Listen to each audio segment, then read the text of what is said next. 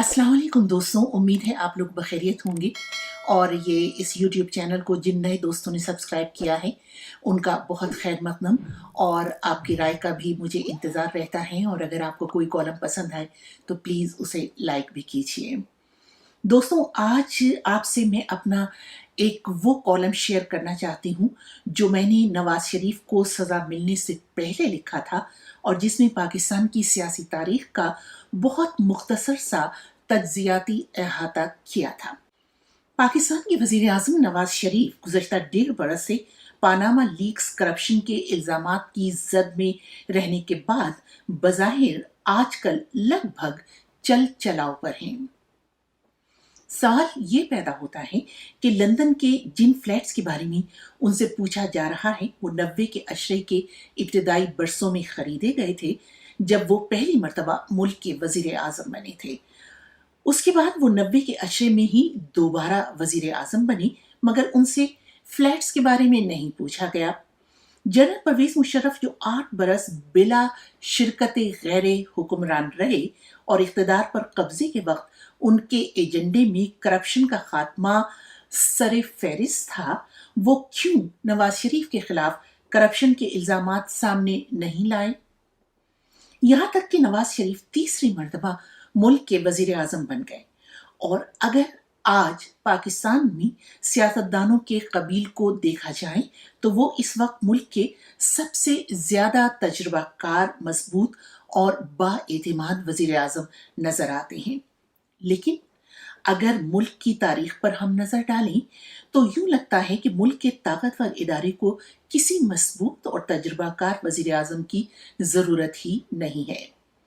पाकिस्तान के पहले वजीर आजम लियाकत अली खान, जो कायदे आजम के करीबी साथियों में से थे और सियासत के असरार और रमूज उनसे ही सीख कर सियासत के दश्त में उतरे थे, बिल्कुल पाकिस्तान बनने के इब्तदाई चंद बरसों में एक नामालूम मगर इंतहाई मशाक निशानाबाज कातिल की गोली से हमेशा के लिए सियासत से गायब कर दिए गए।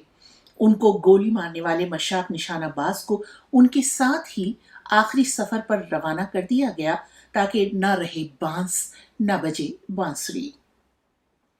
उनके बाद सन 58 तक मुल्क में पहला मार्शल लगने से पहले कई और वज़राए आजम आते और जाते रहे, मगर सियासत के उफक पर दूसरे अहम, मकबूल और मजबूत वजीर आजम जुल्फ़िकार अली भुट्टो थे।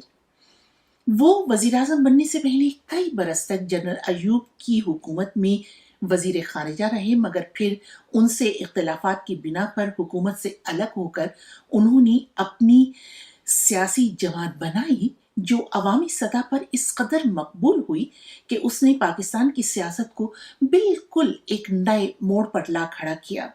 मिस्टर भुट्टो ने जब वजारत उज़्मा संभाली तो उनके पीछे सियासत का एक वसी तजुर्बा था।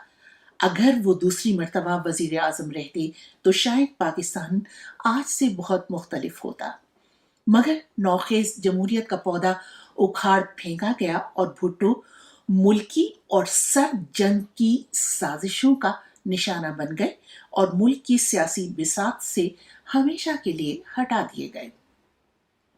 जियाउल हक की तमाम तर कोशिशों के बावजूद वो पीपल्स पार्टी को खत्म न कर पाए।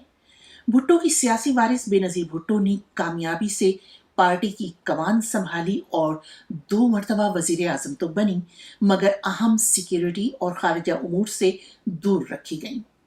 एक मरहले पर उन्होंने हमसाया मुल्क भारत के साथ ताल्लुकात बेहतर बनाने की कुछ कोशिश की, तो उन्हें सिक्योरिटी रिस्क करार देकर उनके शोहर पर करप्शन के इस कदर मुकदमात बनाए गए कि बेनजीर ने मुल्क छोड़ने में ही आफियत समझी। लेकिन 2007 में वो अमेरिका के तवस्सुत से उसी जनरल मुशर्रफ से मुआहदा करके लौटी, जो उनके पार्टी सरबराह रहने को कतई तौर पर खारिज अज इम्कान करार दे चुके थे। उस वक्त यूं लगा कि वो हालात और सियासत की छलनी में छन कर एक ऐसी तजुर्बाकार सियासतदान बन चुकी हैं जो मुल्क के बेहतर मुस्तकबिल के लिए एक मजबूत रहनुमा साबित होंगे।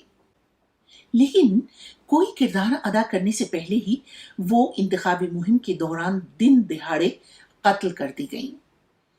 उनके मंजर से हटने के बाद उनकी पार्टी कौमी मंजरनामे के बजाय कमोबेश उनके आबाई सूबे तक महदूद होकर रह गई। अब दूसरी बड़ी जमात पाकिस्तान मुस्लिम लीग नवाज की बारी है, जिसके सरबराह नवाज शरीफ दश्ते सियासत में तवील मुसाफत के दौरान 3 मरतबा वजीर आजम बनने और जलावतनी की जिंदगी गुजारने के बाद इस नतीजे पर पहुंच चुके हैं कि अगर कौमों की बरादरी में सर उठाकर चलना है तो एक मजबूत मईशत चाहिए। तीसरी मरतबा वजीर आजम का हलफ उठाने से पहले उन्होंने BBC के नामानिगार के इस सवाल के जवाब में कि अब वजीर आजम बनने के बाद आपकी पहली 3 तरजीहात क्या होंगी, तो उन्होंने कहा मईशत, मईशत और मईशत। जाहिर है कि वो समझते थे कि ये हदफ हासिल करने के लिए हमसाया मुल्क भारत और अफगानिस्तान से अच्छे ताल्लुकात उस्तवार करने के लिए कुछ बोल्ड फैसले करने होंगे, जिसके लिए वो पहले भी कोशिशें करते रहे और ये उनके सियासी तजुर्बे का निचोड़ है।